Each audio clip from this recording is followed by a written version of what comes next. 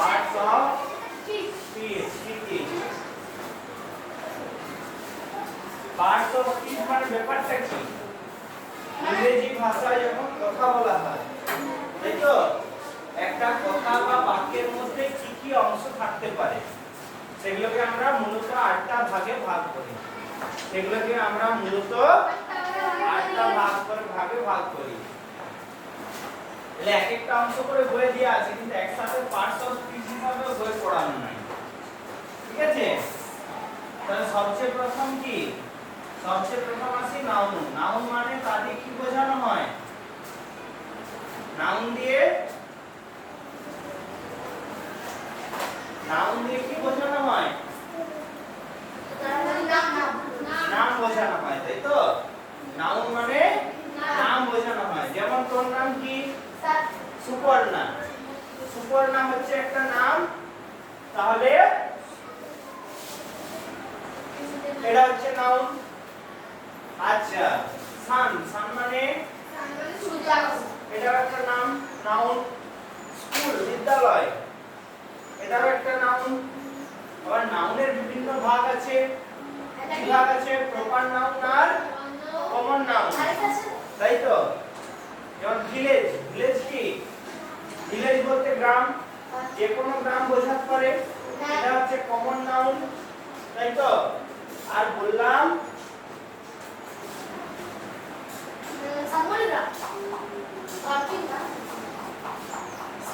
সাবরা কোন গ্রাম?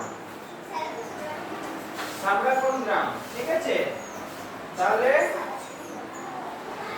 এটা একটা নির্দিষ্ট গ্রামের নাম। বললাম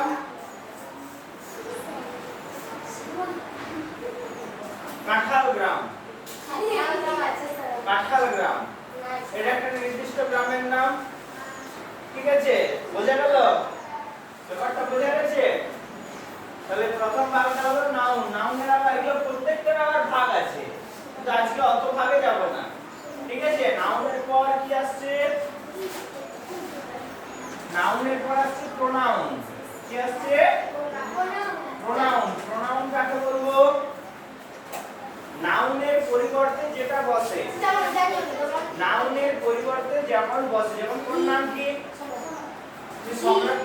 আই হ্যাভ এ পেন। আমার একটি কলম আছে। তুই কি বলিস? সম্রাট হ্যাভ এ পেন?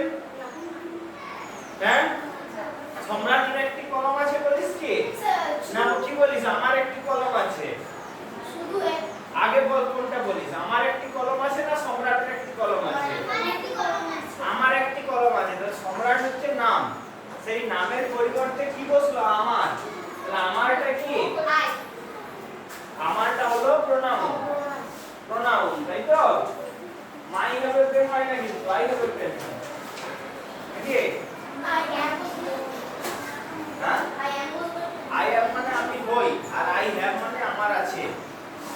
বলা উচিত ছিল মাই হ্যাভ, কিন্তু ইংরেজিটা এরকমই ভাষা। ইংরেজিটা এরকমই ভাষা। সময় বেরিয়ে গেছে। আচ্ছা, এটা তার আমি বলে দিই। প্রোনাউন।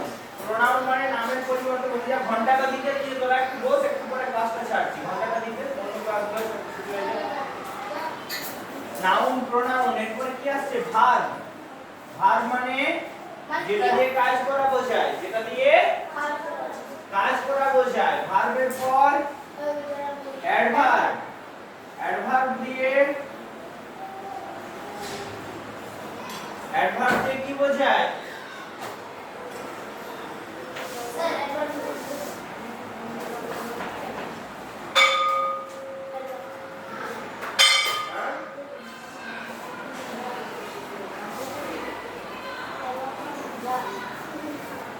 ভার্বের দোষগুণ অবস্থা, একটা ভার্বকে বিশেষিত করে যেটা। ঠিক আছে?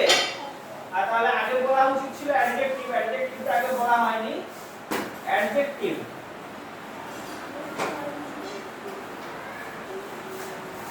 অ্যাডজেক্টিভ দিয়ে কি বোঝায়? অ্যাডজেক্টিভ নাউনের দোষগুণ অবস্থা। নাউনের 10 গুণ অবস্থা। বললাম হলো Supriti reads in class 4। Supriti class 4th শ্রেণীতে পড়ে। সি ইজ ভেরি নটি গার্ল। সে খুব দুষ্টু মেয়ে। ঠিক আছে, সি ইজ ভেরি নটি গার্ল। রাগ করেছি। সি ইজ ভেরি নটি গার্ল। সে খুব দুষ্টু মেয়ে। ঠিক আছে, তাহলে এখানে এই যে সি ইজ ভেরি নটি গার্ল, গার্লটা কেমন? নটি। গার্লটা হচ্ছে নাউন, তার আগে নটিটা বসেছে, নটিটা হচ্ছে অ্যাডজেক্টিভ। আচ্ছা, এরপর কি আসছে? প্রিপজিশন।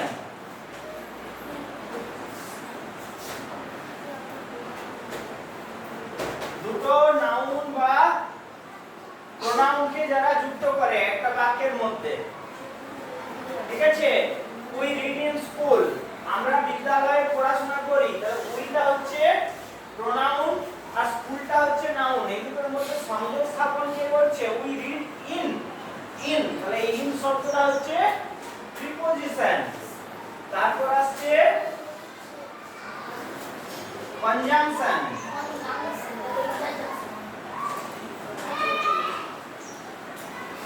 কনজাংশন বানানটা বল দেখি, বলিছি বানানটা। C O N J U N তারপর E E T I O N. Conjunction, তাই তো? কনজাংশন কি করে? দুটো বাক্যকে জুড়ে। ঠিক আছে, দুটো বাক্যকে জুড়ে। I went to Rasmela and I had ঝিলপি there. আমি রাসমেলায় গিয়েছিলাম এবং ঝিলপি খেয়েছিলাম। তাহলে এখানে and টা হলো কি? কনজাংশন। স্যার মারানি কে মারছে? আর চক আছে রে? আচ্ছা আচ্ছা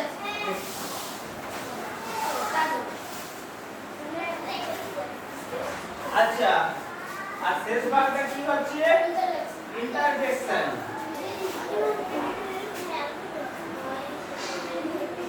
ইন্টারজেকশন কি করে? বিশেষ ভাবনা প্রকাশ করে। ঠিক আছে, আউচ, আমি খুব মার খেয়েছি আজকে। এই যে আউচ শব্দটা বললি, এটা হচ্ছে ইন্টারজেকশন। বোঝা গেল? আউচ, পায়ে একটা কালার ফুটে গেছে। আচ্ছা, ও কি 6টা মারলো, কি বড় 6টা মারলো। ও তাহলে যে ফুটবে, এই যে আনন্দ করছি, সেগুলো হচ্ছে ইন্টারজেকশন। ঠিক আছে, ব্যাপারটা বোঝা গেছে? তো একটা বাক্যকে, বাক্যের বিভিন্ন শব্দগুলোকে আমরা এই 8টা অংশে ভাঙতে পারি। এই 8টা অংশে ভাঙতে পারি। কি কি? Noun, pronoun, verb, adverb, adjective, adverb, preposition, conjunction আর ইন্টারজেকশন। ঠিক আছে, এই ভুল এসছে দেখ একটা।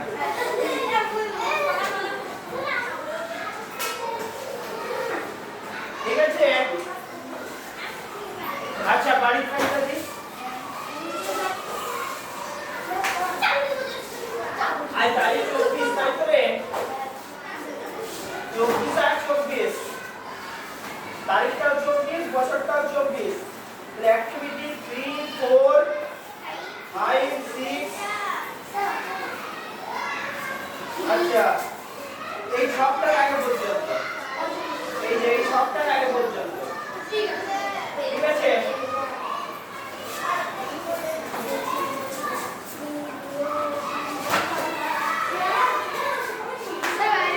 যা